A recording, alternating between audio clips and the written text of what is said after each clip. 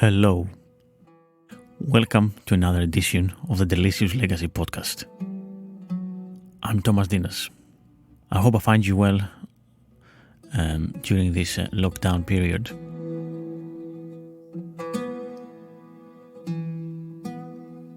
Today's episode is all about the food of Roman Britain.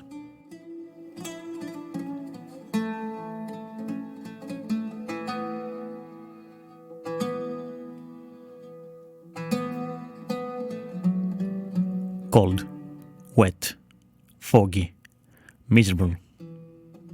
These are some of the words that might be used sometimes from new students coming to study in UK, especially from Italy and Greece. It's unfair, of course. It's really harsh, but that's maybe the first impressions that these students have when they come here to study on their first semester, especially if they go to northern towns and cities.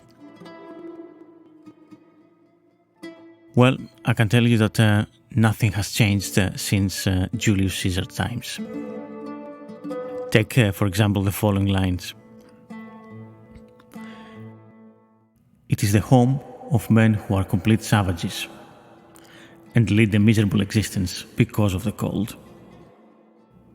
And therefore, in my opinion, the northern limit of our inhabited world must be placed here.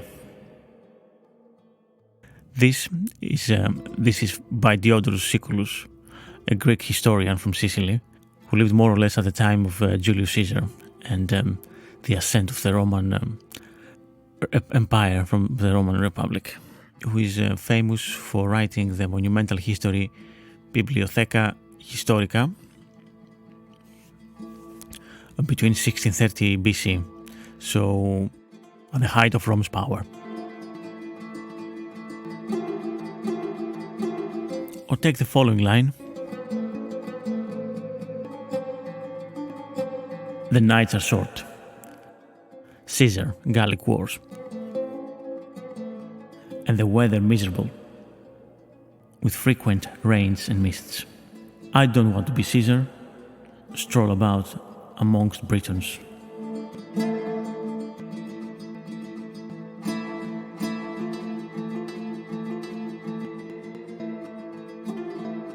Florus rides to Hadrian and endure the Scythian winters.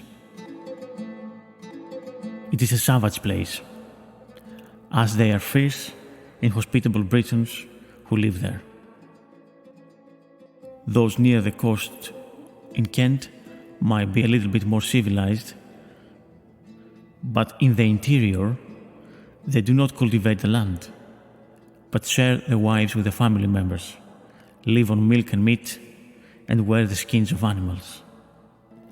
These behaviors all seemed all too foreign to Romans. Well, you might wonder what all this has to do with Roman British food, but let's carry on. You'll see.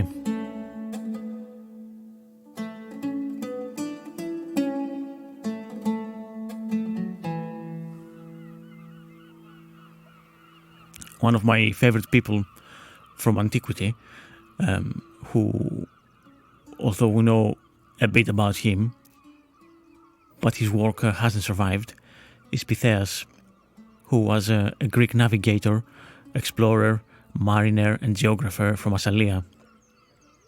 And Massalia, it was an ancient Greek colony which is in the south coast of France. Today we know it by the name of Marseille.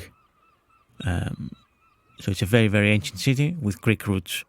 So Pytheas was from Massalia, and around 325 BCE, supposed to be the first person from the Mediterranean to reach Britain and describe it in detail. Supposedly he reached Belerium, the Land's End in Cornwall, where he visited the tin mines, which were famous all around the ancient world. Tin was very important export from Cornwall, since it's It's used to make bronze. So Pytheas, he claimed to have explored a large part of Britain on foot. He accurately estimated the circumference of Britain at 6,400 kilometers, or around 4,000 miles. He also estimated the distance from the north of Britain to Massalia at 1,050 miles, which is around 1,690 kilometers. The actual distance is 1,120 miles. So you see, he must have been around. He must have come around and visited on foot, as well as circumnavigated the whole of the main island of Britain. It is said that he also visited some northern European countries, and he may have reached the mouth of Vistula River on the Baltic Sea. He also talks about Thule, the northernmost inhabited island, 6 days' sail from northern Britain and extending at least to the Arctic Circle. The region he visited may have been Norway or even Iceland. So Diodorus, the historian we saw earlier on, based on Pytheas, he reports that Britain is cold and subject to frosts, being too much subject to the bear. And by bear, I'm pretty sure he means the constellation of Ursa Major.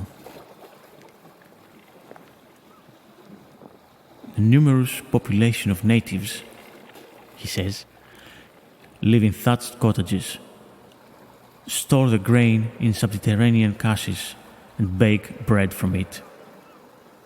They are of simple manners and are content with plain fare. They are ruled by many kings and princes who live in peace with each other. Their troops fight from chariots, as did the Greeks in the Trojan War.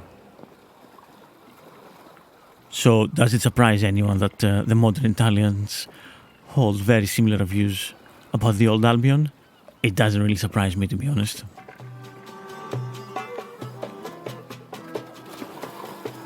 But enough with the name calling, the slander and the propaganda. Let's get into delicious legacy territory now, yeah? Some gastronomic history. Okay?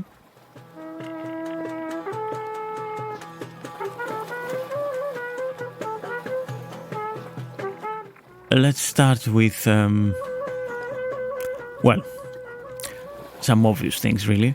Rome's world empire stretched from the banks of the Euphrates River down in modern-day Iraq, all the way to the western shores of Lusitania, which is modern-day Portugal for you and me, and from the Libyan desert to the marshy banks of the lower Rhine. A vast landscape with many different people, cultures, and of course climate and food. So it doesn't need saying, Rome needed a vast army to control all these far distant and almost alien lands. Alien to the local Italian soldiers.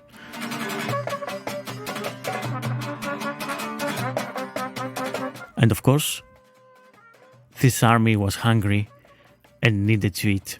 Standard army rations and standard officers' luxuries traveled hundreds of miles by cart and by river barge to reach distant units.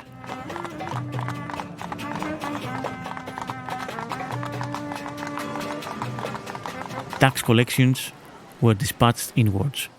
Army pay and retirement bonuses were sent outwards, swelling the monetary economy in these far-flung provinces.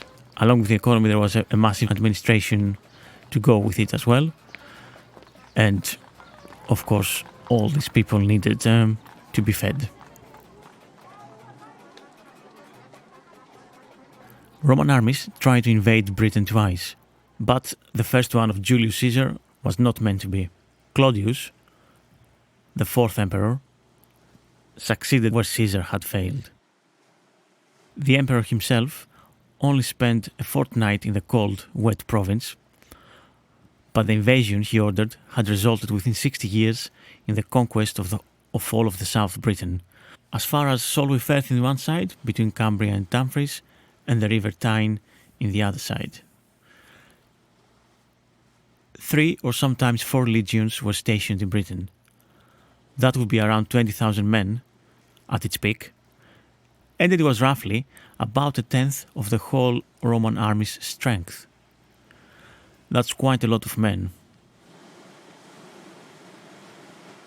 Britain was a wild and dangerous place when the first legions landed in Kent. So far from home, Romans in Britain demanded wine to drink, lentils to eat, walnuts, figs and olives to chew. All imported, of course. As the years passed, experiments were suddenly made with planting vines and walnuts, with extensive vineyards, quite possibly for commercial large-scale production as far north as Northamptonshire. Roman soldiers and civilians expected familiar flavors in their food, such as the celery and the carrot, the fennel and the coriander, the pears and peaches and mulberries of the warm south. These demands made a lasting difference to the food and drink of Britain, for all this and many other fruits, vegetables and herbs. Some examples here: cherry, plum, fig, cucumber, chive, cabbage, lettuce, garlic, onion, marjoram, parsnip, hare, the animal, rosemary, turnip, pheasant.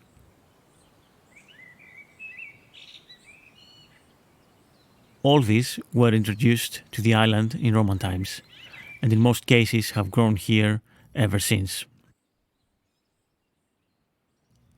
Of course, pheasant and hare, being animals, they escaped and became part of the fauna of the British Isles for the last 2,000 years. So you see people, the Romans, just as the Italians today, they need the comfort of their home food, which is fine, of course. Everybody does that. But it just strikes me as as something that hasn't changed a bit for 2,000 years now. Anyway, so until the Roman invasion, so what did the local lads eat? What was the food? What was the food of Britain pre-Roman invasion? Well, until the Roman invasion, the most common dish would have been some sort of pottage, a thick vegetable stew, or some kind of a soup, flavored perhaps with bog myrtle, which is a bush type of plant, which is quite aromatic, a little bit bitter, and has some sweet notes as well. And the food would be served in bowls made of unleavened bread, with the occasional salted pork, bacon, or seafood, and of course lots and lots of wild game. Well, everything changed after 43 AD. What we know, it's mostly from archaeology, not from literature. Thank God for tireless archaeologists then. The Romans wrote very little, that survives of course, about their most northerly province. But, lucky as we are, writings of Romans in Britain have come quite unexpectedly to light. In one of the northern forts, very close to the northern border, a fort called Vindolanda, in the remote valley of the South Tyne, close to where the Hadrian's Wall would soon be built, a collection of letters, official and private, written in ink on thin sheets of alder wood and discarded around 100 CE, has been excavated and painstakingly deciphered. One of these is an invitation to a lady's birthday party. Another seems to be a day book recording supplies issued to soldiers. June 24. Barley, 12 gallons. Beer, 6 gallons. Wine, 3.5 gallons. Vinegar, 2 pints. Muria, 1.5 pints. pork fat, 15 pints.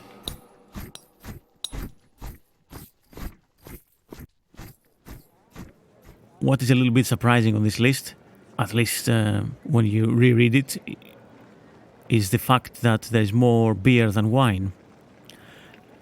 Earlier on, we said that Romans demanded wine to drink, things from home and so on. But clearly the influence was not all one way. Somebody at Vindolanda required twice as much beer as traditional wine. Of course, along with everything else, the Romans brought urbanism into Britain. Theatres made of marble in the cities, luxurious villas around the countryside with mosaics and baths and underfloor heating. All technological marvels and luxuries that surely must have enticed the elite of the local Britons to join the ranks of the Roman conquerors and adopt similar customs and eating habits too. The kitchen of a Roman British country villa, or its town counterpart, would have included many of the above-mentioned foreign foods imported from all over the Roman Empire. You would have amphorae, which would have held imported wine and olive oil. Other imports, which significantly would have enhanced the taste of the urban Britain's food, were Oriental spices, such as pepper, ginger, and cinnamon.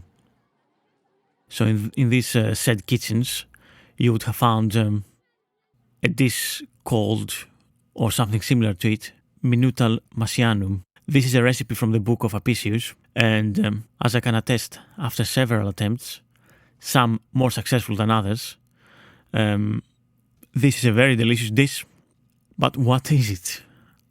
Minutal Massianum, it's pork with apple to you and me, and of course these two things, they have been served for centuries in Britain together. And it's a tasty dish, we know that already, and also it's very close to our modern palates. But also, crucially, sounds like a hearty and warming late autumn stew that would have been served on the tables of the Roman British administrators and other nobles. The herbs and spices were all available in Britain at the time, whether grown here or imported. Even fish sauce, garum, the sauce we dedicated a whole episode for, remember a few months back? That was made in Britain too. An archaeological site near London is unmistakably a Roman garum factory. In any case, the name for this dish must be from Gaius Matius, a friend of the Emperor Augustus. Was this dish invented in his kitchen, or described in his household book, or the apples used for it developed by him? Anyway, regardless of that, I'll put the recipe up on my Patreon page for all of you to see, alongside with photos and other interesting facts about the dish. In brief, this is a stew with pork, apples, leeks, beef meatballs, lots of herbs, white wine and white wine vinegar amongst the ingredients. Of course, Romans were big eaters and extravagant eaters, so the Roman cuisine also included a lot of wildfowl, like swans and geese and duck, which of that were plenty available in the thick forested Britain of the day. Duck was served sometimes boiled in a broth and served with boiled parsnips. Game was either roasted or boiled in seawater and served with highly flavored sauces. Apicius recommended making a sweet, fruity sauce with reduced wine and dates, dried damsons or prunes. As we mentioned earlier, Romans brought urbanization to Britain. Alongside with it, another Roman urban tradition which was brought was thermopolia, as they called them. Of course, we know them today as fast food joints. Before we get into that, let's listen to our fellow podcaster, Ancient History Hound, telling us about his podcast about ancient Rome and Greece. Are you interested in ancient history and the occasional pun? If so, Ancient History Hound is for you. Hi, my name's Neil, and I'm the host of Ancient History Hound, a podcast which covers a range of topics across ancient Greece and Rome. Whether you're someone new to it all or a seasoned veteran, I've got you covered. Find Ancient History Hound wherever you get your podcasts from. Alternatively, visit my website, ancientblogger.com, or find me on Twitter @ancientblogger.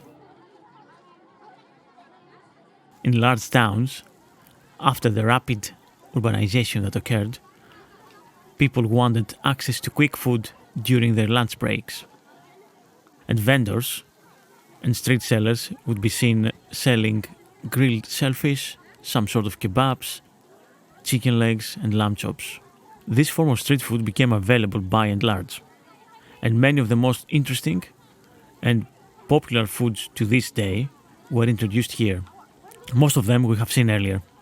One other recipe that's included here in these new foods, and it was a street food, and this may surprise a few of you, is Isichia aumentata, which can be seen as the Roman predecessor to today's burger. That's right, you heard it here. Romans invented burger. Not the Americans, my friends, not the Americans. Ancient Roman. The burger is ancient Roman. If you ever wondered what have the Romans ever done for us, this is the one thing for me, guys. Forget the aqueducts and the roads and everything else. And the Roman burger was far more classy affair and upmarket compared to the cheap and often nasty and plain variety one finds nowadays to some very popular joints, which for legal reasons shall remain nameless. The recipe from Apicius is perhaps more complex, richer in texture and flavorful, but it's as easy to make as any other burger recipe today. So why not make it? So let me tell you the recipe then. The ingredients listed here are for 4 burgers. 500 grams of minced meat. Either pork or beef will do. 60 grams of pine kernels. 3 teaspoons of garum, the salty fish sauce, which you can find in either specialist Eastern shops, Thai or Vietnamese, or in the supermarket aisles today. Ground black pepper, as much or as little as you want. A handful of fresh and aromatic coriander. A few juniper berries, crushed, and caul fat. Which of course, it's optional if you are a bit squirmish, but I think it's very, very tasty, and I think it's easy enough to find in butchers nowadays. It's a very thin fatty membrane, which you dip it in very hot water, and then you can stretch it and expand it, and it's really becomes really see-through basically. And then you wrap this around your patty. So yeah, the method. In a pestle and mortar, crush your pine kernels and grind them to a fine powder.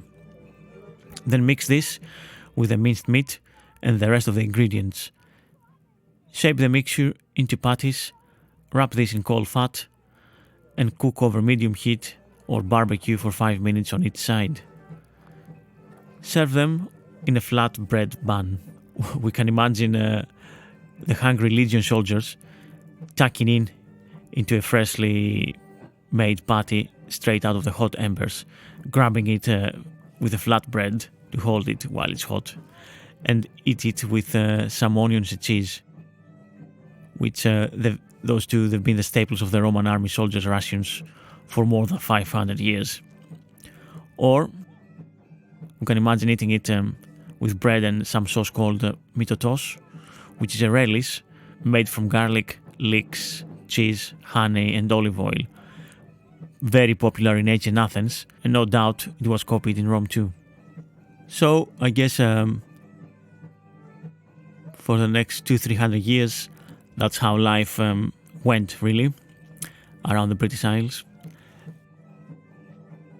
The new Roman British elite was able to demonstrate their high status by inviting their aristocratic neighbors to dine, and dine they did lavishly on food imported from around the Roman Empire. Throughout the Roman Empire, We know that banquets were elaborate affairs where numerous courses of food were served and wine was consumed to excess. And this, no doubt, would have been true in Roman Britain too.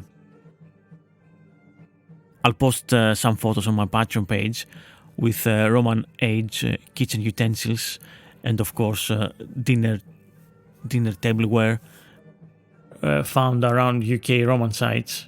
And so you can see how interesting was the wealth of Roman Britain. Did everyone join, though, on this feast, on these lavish dinners and symposia? Most likely not. There were still people resisting the Roman invaders. The majority of native Britons lived in small villages, and tribal loyalties were far more important to what loyalties could be had with the invaders and the Roman administrators and governors. One tribe called Coriol Tauvi, which is from the center north of today's England. Well, it appears their high status people remained largely beer drinkers rather than moving to wine, and I think they kept with the native practice of hunting and eating wild game. So I guess if what you eat is more part of your essential core culture than how you prepare the food and serve it, which is what the Romans did with the lavish dinners and symposia, then this, I think that shows the persistence of a native culture under the veneer of the Roman.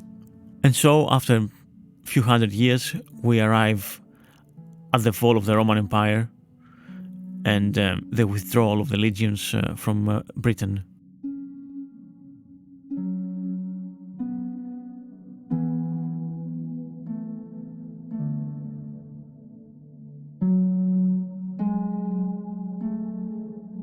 All of this, of course, was by no means sudden. It happened slowly and over a few hundred years. And then the Britons entered a different, more austere phase.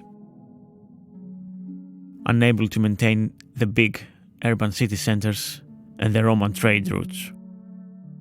People forgot Latin. Hadrian's Wall was abandoned. Weapons dropped on the ground and left behind.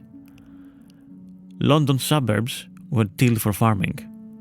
The native people adopted the cultures of other invading tribes or reverted to a simpler pre-Roman existence, living in thatched longhouses. Some of the ancient hill forts bursted back to life. Sadly, we don't have much written records on what the Saxon warlords and their subjects ate on these post-Roman times, but we can assume they had bread, honey, ale, animals like cows and sheep for cheese, butter and meat. For some reason, unfortunately, it seems that it wasn't high in their list of priorities back in the day to write down the recipes or tell us what type of beer and cheese and bread they were making. So unfortunately, we don't have much information from that period. And so it ends. The foods of the Roman Britain. Thanks for listening. I've been Thomas Dinas, and this was the Delicious Legacy podcast. I hope you enjoyed it, and if you want to write to me with comments, thoughts, suggestions, and anything else, please feel free to contact me on Twitter. The handle is Delicious Legacy, and you can find me on Patreon as the Delicious Legacy podcast. Please subscribe and help me make this podcast even better. Thank you. Stay safe.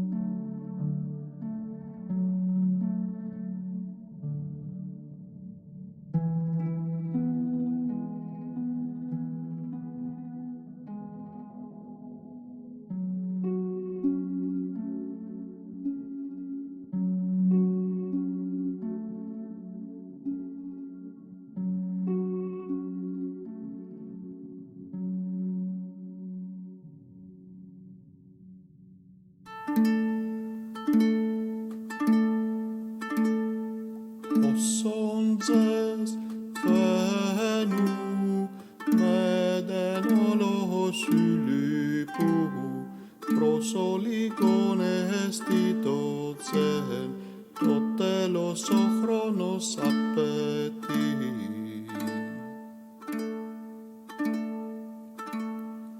Hossonses fenu, miden olos ylipuu, prosoligonesti totsen, totelos ochronos appeti.